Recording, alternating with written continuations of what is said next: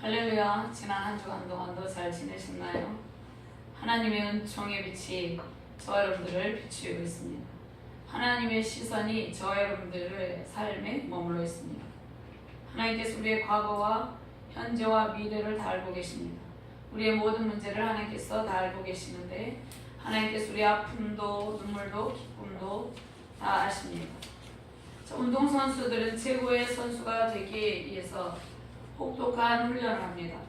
발레리나 선수는 발톱이 다 빠지고 피 흘리는 고통의 과정을 통해서 아름다운 발레리나가 됩니다.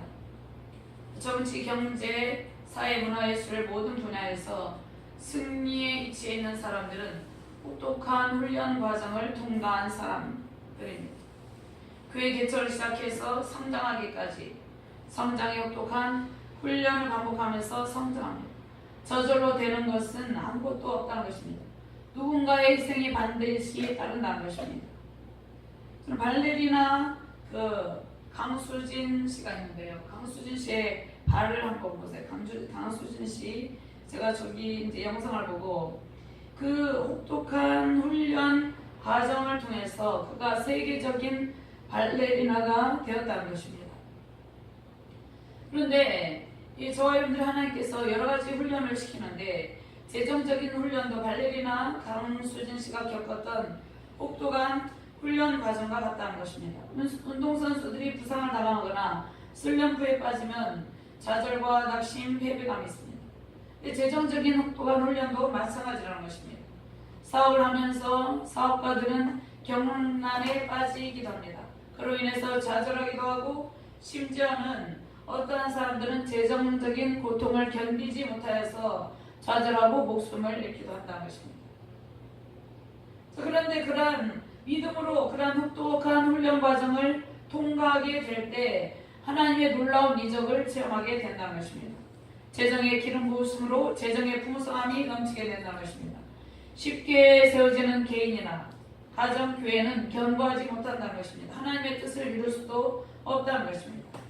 현재 저와 여러분들이 어떠한 고된 훈련 과정에 있을지라도 하나님께서 함께 하신다는 것입니다. 하나님께서 승리의 깃발을 높게 꽂게 하시고 승리의 함성이 저와 여러분들의 모든 삶에 울려 퍼지게 한다는 것입니다. 기업을 경영하는 경영주들은 처음부터 그 기업이 견고한 위치에 선 것이 아닙니다. 그 경영에 따르는 혹독한 훈련 과정을 통해서 기업을 세워나갑니다. 재정적인 위기를 겪기도 합니다. 그러나 그러한 경영난을 돌파하면서 기업을 세워나갑니다. 교회도 마찬가지입니다. 주님의 핏값으로 세워진 교회가 견고하게 세워지는 과정에 수많은 아픔들이 따른다는 것입니다. 교회가 개척 단계에 가득 찼다가 또 줄어들었다 가득 찼다가 줄어들었다 이것을 여러 번 반복한다 이렇게 말씀을 합니다. 그 교회가 견고하게 세워지는 과정 중에 수많은 아픔들이 따른다는 것입니다.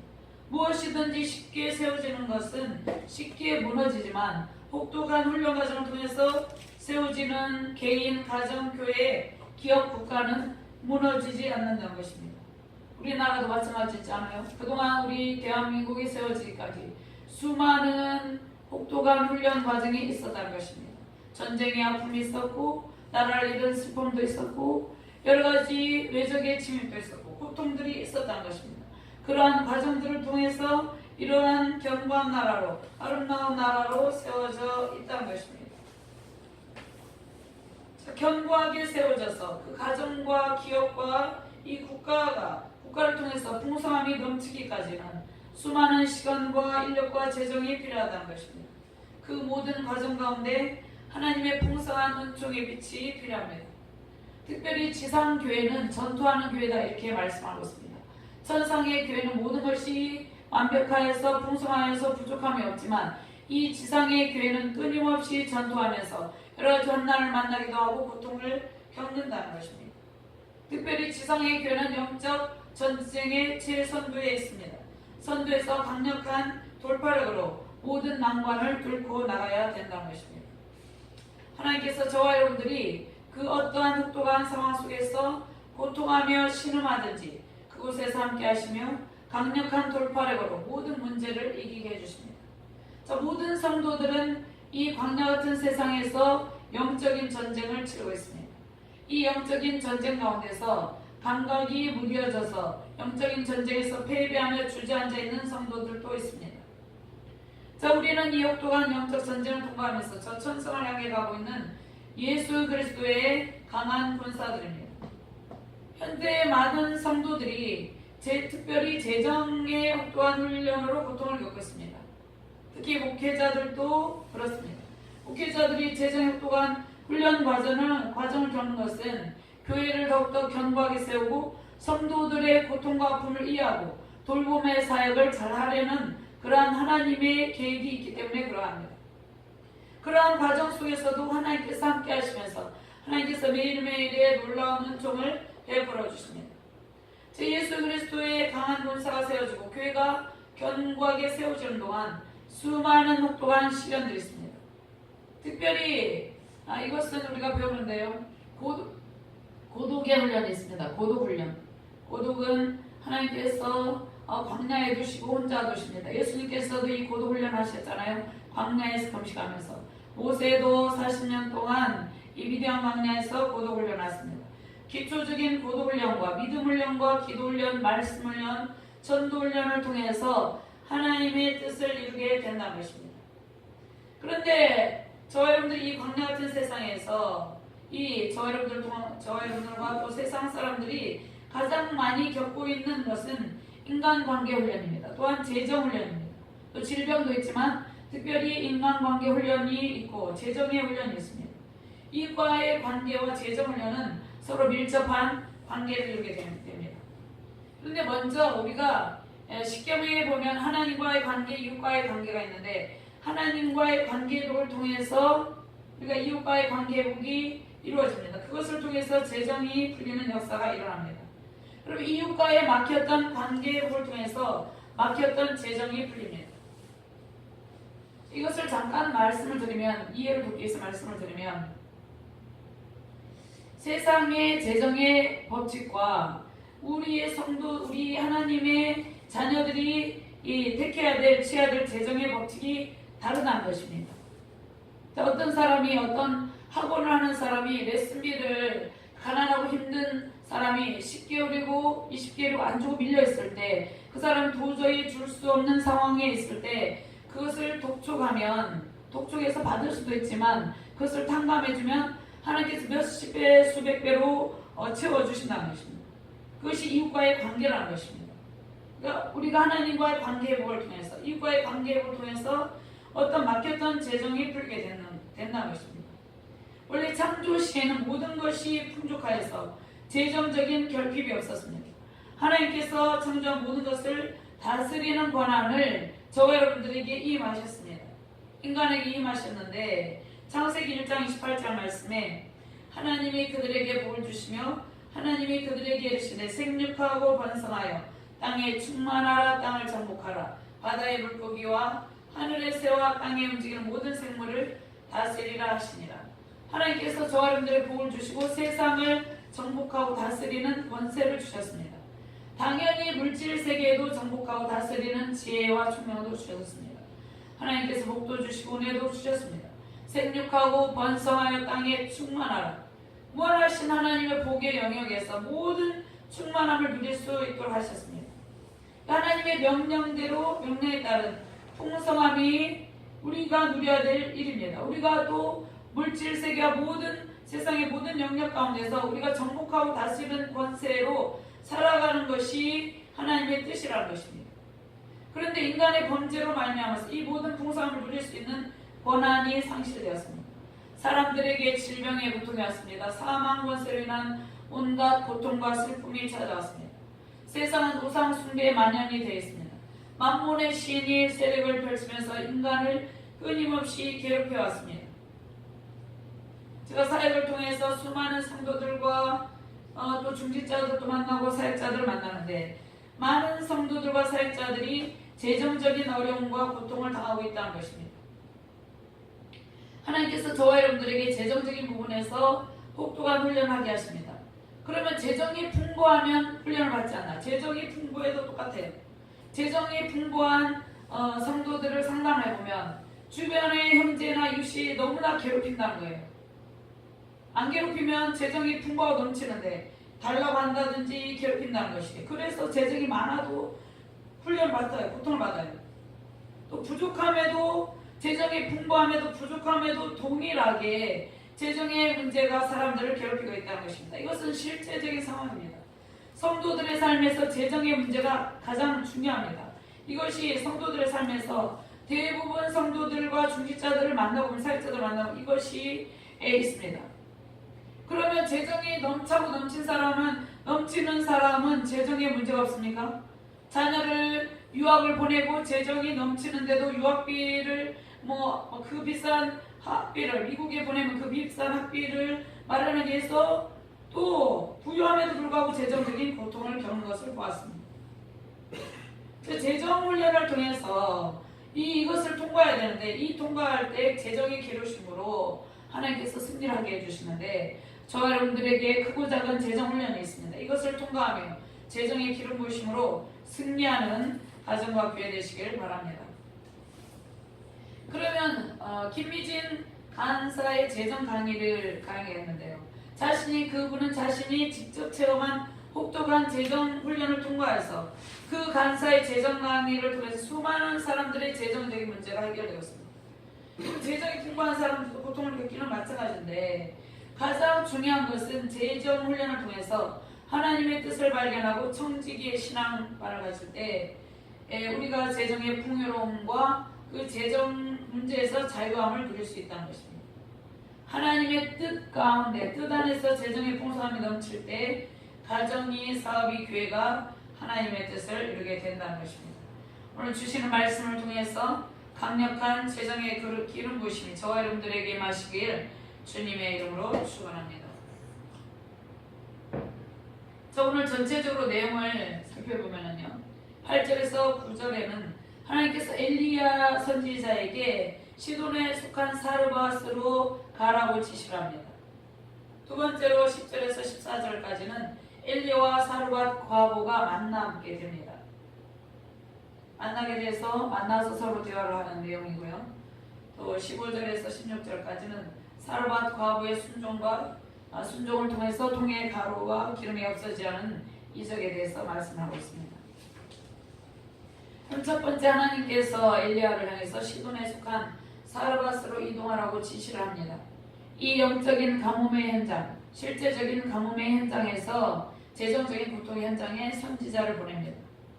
광야 같은 세상에서 공급자 하나님을 저와 여러분들이 만나야 된다는 것입니다. 선지자 엘리야는 가뭄의 극심한 고통의 현장에서도 하나님의 풍성하신 공급으로 구원을 받는데 그가 이제 사르밧으로 가게 됩니다. 8절에서 9절 말씀을 함께 봉독합니다.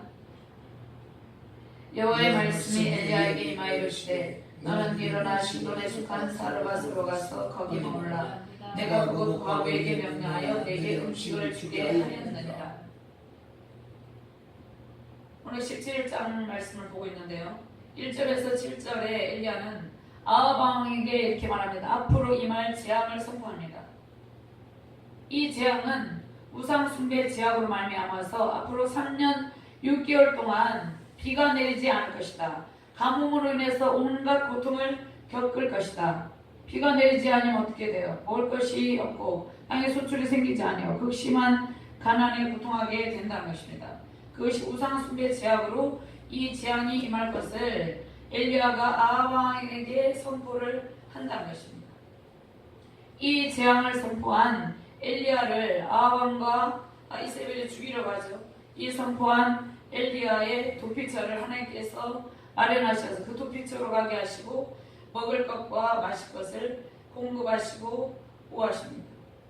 이 본문 8절에서 16절은 하나님께서 극심한 가뭄으로 고통하는 기간에 시돈의 사르밧 과부를 통해서 하나님의 선지자 엘리야의 필요를 공급하십니다.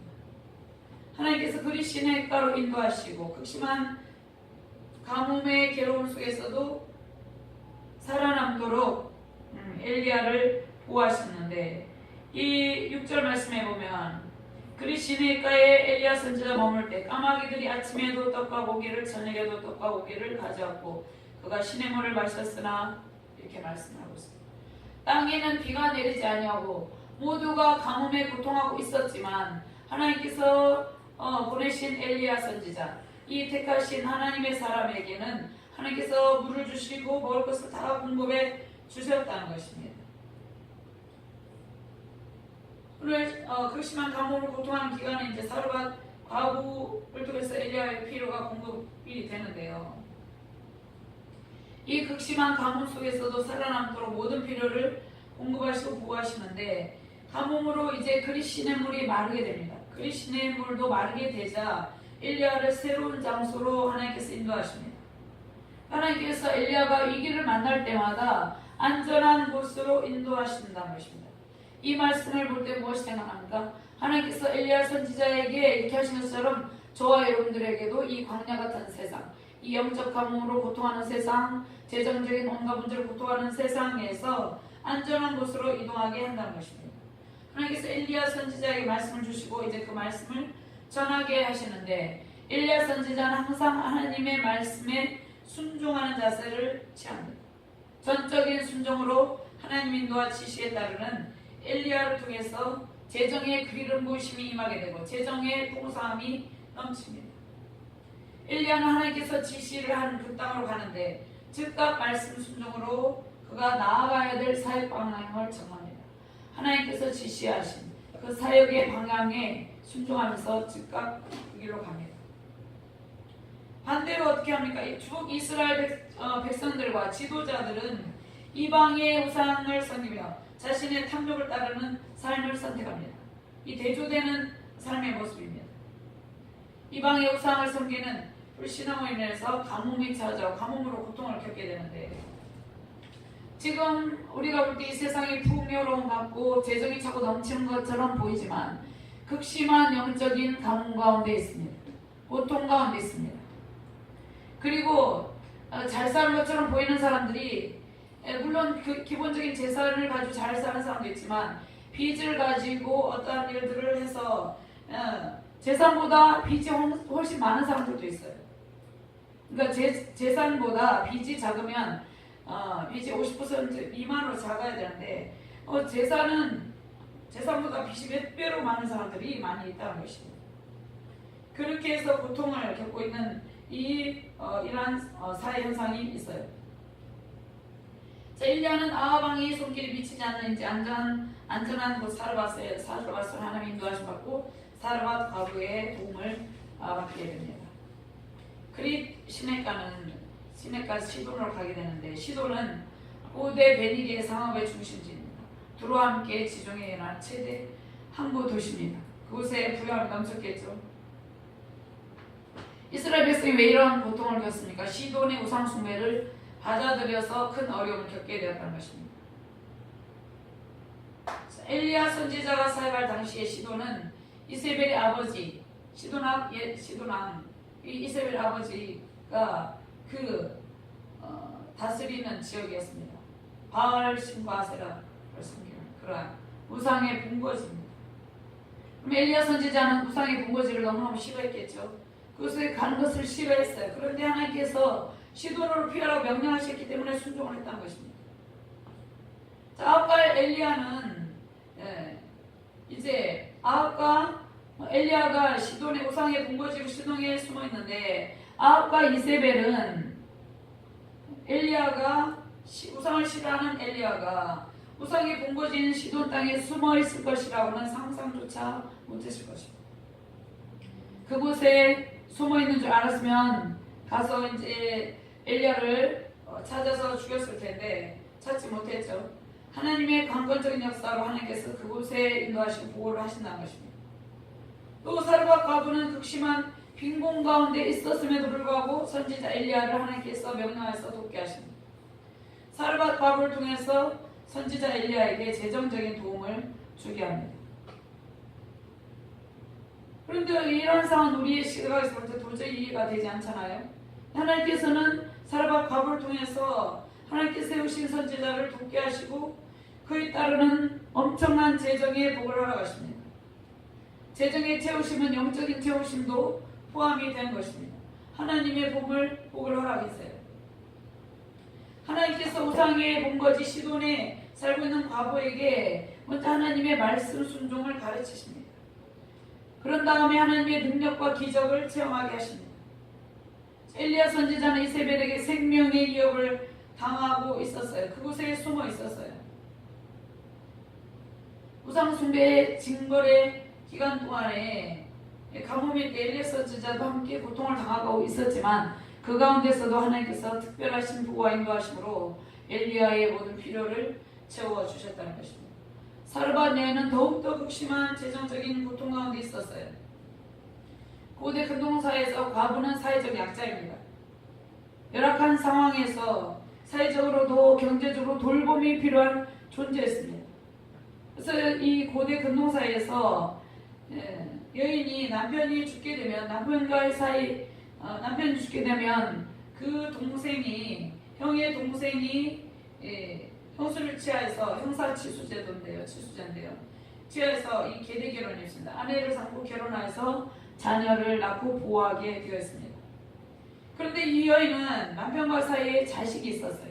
자식이 있는 경우에는 계대 결혼을 통해서 남편의 보호를 받을 수도 없었습니다. 그러니까 이 여인은 정말 힘든 상황에 있었다는 것입니다. 자식이 있으므로 혼자서 그 아이를 돌보면서 사회적인 경제적인 극심한 고통을 안고 살아가고 있었다는 것입니다. 3년 6개월 동안의 가뭄의 기간 동안에 더욱더 재정적인 어려움이 찾아왔겠죠. 이 재정적인 극심한 고통을 안고 살아가는 이 과부에게 엘리야 선지자를 돕게 하신다는 것입니다. 그러면 사르밧 과부는 자신도 헤쳐나가기 매우 힘든 상황 속에서도 하나님의 명령에 순종하여서 엘리야 선지자를 돕습니다. 하나님께서 베푸신 은총은 세상에서 가장 강한 자가 아니라 약한 자를 통해서 주어진다는 것입니다. 하나님께서 세상에서 가장 약한 자 사르밧 과부에게 은총을 베푸셔서 하나님의 구원의 사역을 이끌어가고 계시다는 것입니다. 그래서 강한 자를 부끄럽게 하시는데 시돈의 과부가 엘리야 선지자를 돕게 하시고 엘리야 선지자를 돕고 이제 북이스라엘은 바알 숭배, 아세라 숭배 사상에 물들어 있었어요. 그 물들게 한 그 원인 제공을 한 사람이 시돈의 공주 아하방의 아내 이세벨입니다. 이 이세벨을 물리치게 한다는 것입니다. 나중에 갈멜 산상에 대결이 있는데요. 18 선지자들 보면 18장 하반절은 가뭄이 그치게 되는데요. 하나님께서 아무도 돌보지 않는 이방 여인 사르밧 과부의 은총을 베푸셔서 하나님의 구원 사역을 이루어 나가고 있다는 것입니다.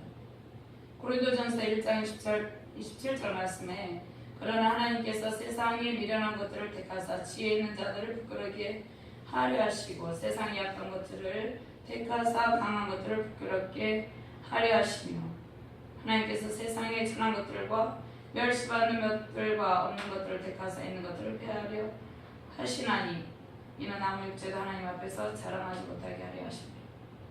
세상에 강한 자, 권력 있는 자, 능력 있는 자를 택해서 하나님의 일을 하면 어떻게 하겠습니까? 자신의 행보와 권력 행보와 자신의 재능 행보와 능력을 했다고 하지 않겠습니까? 하나님께서 약한 자를 들어서 쓰신다는 것입니다. 근데 사르밧 과부가 누구입니까? 사르밧 과부는 바로 저와 여러분들이에요. 사르밧 과부는 저와 여러분들과 상관없는 사람이 아니라 저와 여러분들이 사르밧 과부입니다. 세상에서 온갖 고통을 당하고 있는 저와 여러분들을 예수님께서 친히 찾아오셨어요. 하나님께서 엘리야 선지자를 사르밧 과부에게 보내신 것처럼 예수 그리스도를 우리에게 보내셔서 예수님의 구원의 은총과 풍성함을 누리며 살게 하셨다는 것입니다. 재정적인 혹독한 훈련, 영적인 훈련을 통해서 재정의 기름 부으심, 성령의 기름 부으심이 우리에게 임하게 됩니다. 사르밧 과부는 극심한 재정적인 훈련 과정을 통해서 고독한 영적 훈련 과정을 통해서 사르밧 과부는 영적 고독한 삶을 살아 남편이었기 때문에 얼마나 고독했습니까? 그 고독한 영적 훈련 과정을 통해서 하나님께서 보내신 선지자를 만나고 또 쓰임을 받게 됩니다. 그럼 저와 여러분들 하나님께서 보내신 선지자를 만나야 되는데 하나님께서 보내신 선지자는 누구입니까? 예수 그리스도입니다. 예수 그리스도께서 우리의 신랑 되신다 이렇게 말씀하시는데, 예수 그리스도는 선지자, 왕, 제사장, 상중제를 가지고 있는데, 하나님께서 보내신 선지자 예수님께서 우리를 찾아오셨어요. 우리는 예수 그리스도에게 우리의 시간과 물질과 재능을 드리고 있습니다. 시간과 물질, 재능을 주님께 바치고 있어요. 마귀를 멸하신 예수님은 세상에서 천대를 받고 조롱과 멸시, 핍박, 천대를 받았어요. 그런데 예수님께서 마귀를 멸하시고 승리를 하셨다는 것입니다. 예수님께서 저와 여러분들이 상상할 수조차 없을 정도로 이 세상에서 극심한 고도훈련과 재정적인 여러 가지 모든 상황 가운데 아픔과 인간관계 모든 훈련을 예수님께서 육신의 고통 이러한 것들을 다 겪었어요. 예수님께서 이러한 것들을 겪으신 예수님은 집도 없으셨잖아요. 그 겪으신 고통이 저와 여러분들을 이해한 것이에요. 저와 여러분들을 풍요롭게 하기 위해서, 부유하기 위해서 예수님께서 그러한 일들을 겪으셨다는 것입니다. 승리를 하신 예수님께서 저와 여러분들을 찾아오셨어요. 자, 우리에게 오신 예수 그리스도에 대해서 우리는 날마다 풍성한 삶을 살고 있다는 것입니다. 풍성함이 넘치는 삶을 살고 있습니다.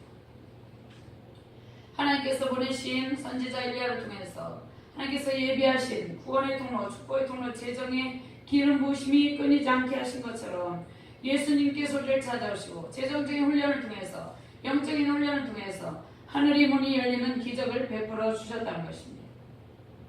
우리 앞에 하늘의 문이 열려 있어요. 이미 열려 있습니다.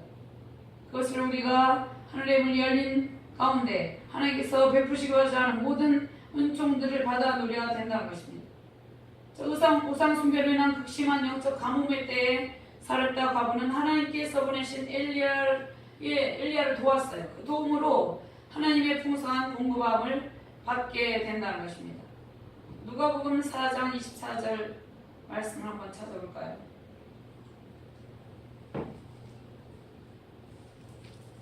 24절에서 27절을 한번 찾아서 같이 공독하도록 하겠습니다.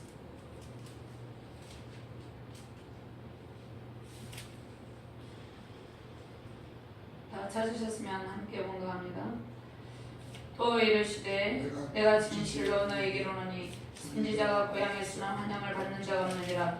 내가 참으로 너에게로노니 엘리야 시대에 하늘이 3년 6개월 동안 닫히어 온 땅에 큰 흉년이 들었을 때 이스라엘에 많은 과부가 있었을 때 엘리야가 그중 한 사람에게도 보내심을 받지 아니하고 오직 시돈 땅에 있는 사렙다의 한 과부에게 뿐이었으며, 또 선지자 엘리사 때에 이스라엘에 많은 나병 환자가 있었을 때 그 중에 한 사람도 깨끗함을 얻지 못하고 오직 수리아 사람 나아만 뿐이었다. 하늘의 문이 닫히어서 3년 6개월 동안 큰 흉년이 들었을 때 많은 과부가 있었지만 오직 시돈 땅에 있는 사렙다의 과부 한 사람뿐이었다. 이 사렙다의 과부가 저와 여러분들이에요. 오직 한 사람, 하나님께 택하신 백성들을 찾아와서 그 하늘의 문을 열어주셨다는 것입니다. 지금 하늘의 문이 닫혀서 온 땅에 고통을 겪고 있는데 하늘의 문을 우리를 찾아오셔서 우리 앞에 막힌 하늘의 문을 다 열어주셨다는 것입니다. 이러한 은총으로 모든 풍성함을 누리는 저와 여러분 되시기를 주님의 이름으로 축원합니다. 두 번째로 엘리야와 사르밧 과부가 만나서 대화를 하게 됩니다. 하나님이 없는 세상에는 영적인 가난이 계속해서 지속이 되고 재정적인 고통이 끊이지 않습니다. 재정이 없어도 고통을 받고 많아도 고통을 겪어요. 영적인 가난으로 인해서 메마른 심령이 돼요. 영혼이 갈급함을 느끼고 허전함을 느끼고 무언가로 채워야 되는 그러한 고통스러운 심령의 상태가 영적인 가난인데, 이 영적인 가난과 재정적인 가난과 같이 있다는 것입니다. 극심한 재정적인 훈련을 통해서 오늘 하나님께서 절망에서 소망으로 인도하십니다. 하나님의 기적의 길로 인도하게 된다는 것입니다. 10절에서 13절 14절 말씀을 같이 공독합니다. 그가 일어나 사르밧으로 와서 성문에 이를 때 한 과부가 그곳에서 나뭇가지를 줍는지라. 이에 그가 이르되 청하건대 그릇에 물을 조금 가져다가 내가 마시게 하라. 그가 가지러 갈 때 엘리야가 그를 불러 이르되 청하건대 내 손에 떡 한 조각을 내게로 가져오라. 그가 이르되 당신의 하나님 여호와께서 살아계심을 두고 맹세하노니 나는 떡이 없고 다만 통에 다른 한 푼과 병에 기름 조금뿐이라. 내가 나뭇가지 둘을 주어다가 나와 내 아들 위하여 음식을 만들어 먹고 그 외에는 죽으리라. 엘리야가 그에게 이르되 두려워하지 말고 가서 내 말대로 하려니와 먼저 그것으로 나를 위하여 작은 떡 한 개를 만들어 내게로 가져오고 그 위에 너와 내 아들 위하여 만들라. 이스라엘의 하나님 여호와의 말씀이 나 여호와가 비를 지면에 내리는 날까지 그 통에 가루가 떨어지지 아니하고 그 병에 기름이 없어지지 아니하리라. 성문에 이를 때 여인이 땔감으로 쓸 나뭇가지를 줍고 있었습니다. 이 말씀은 이 사르밧가보의 극심한 가난의 상태를 말씀해 줍니다. 9절 말씀에 이미 하나님께서 엘리야 선지자에게 말씀하여 너는 일어나 시돈에 속한 사르밧으로 가서 거기 머무라. 내가 그곳 과부에게 명령하여 내가 내게 음식을 주게 하였느니라. 하나님께서 이미 엘리야가 가기도 전에 명령을 했습니다. 하나님께서 과부에게 명하여 내게 음식을 주게 하였느니라 이렇게 말씀하시는데 이 여인이 마치 엘리야가 오는 것을 맞을 준비나 한 것처럼 성문에 이르자마자 있었다는 것입니다. 하나님께서 예비를 하셨어요. 하나님께서 미리 준비하게 하시고 때가 되면 만나게 하시는데 저 여러분들의 삶 가운데 하나님께서 우리의 모든 필요와 모든 우리의 상황 가운데 필요한 사람과 또 재정과 모든 상황을 하나님께서 미리 예비하시고 때가 되면 만나게 하신다는 것입니다. 하나님의 예비하심이라는 것입니다. 하나님께서 여호와의 하나님께서 미리 준비하게 하신다는 것입니다. 엘리야 선지자 이마에 말씀하신 대로 하나님께서 예비하신 사르밧가보를 엘리야가 만나게 됩니다. 만나서 뭐라고 말합니까? 나뭇가지를 줍고 있는 사르밧가보에게 물을 좀 달라. 그러면 흉년이 들지 않고 가뭄이 임하지 않았을 때는 물이 넘치지만 지금 3년 6개월 가뭄의 기간 동안에 물이 없어서 엄청 물이 귀한 때잖아요. 그런 극심한 가뭄 속에서 물이 절대적으로 귀한 것인데 물을 좀 달라고 하니까 물을 주죠. 아브라함의 종 엘리에셀 이삭에게 신박감을 찾을 때 리브가에게 마실 물을 요청하고 예수님께서 사마리아 여인에게 나에게 마실 물을 좀 달라 이렇게 말씀하십니다. 이것을 영적인 측면에서 성경적 말씀의 측면에서 풀어야 되는데 이 물이 정작 필요한 것은 하나님 없는 인생입니다. 하나님이 없는 메마른 인생이라는 것입니다. 엘리야 선지자에게 물이 필요한 것이 아니라 이 여인에게 정작 물이 필요했다는 것입니다. 요한복음 4장 7절 말씀에 사마리아 여자 한 사람이 물을 기르러 왔음에 예수께서 물을 좀 달라 하시니 예수님은 생명의 근원이 되시잖아요. 생명수가 되시잖아요. 예수님께서 사마리아 여인에게 물을 달라고 한 것은 그 여인에게 하나님께서 주시고자 하는 풍성함을 베풀어 주시기 위해서 이렇게 했다는 것입니다.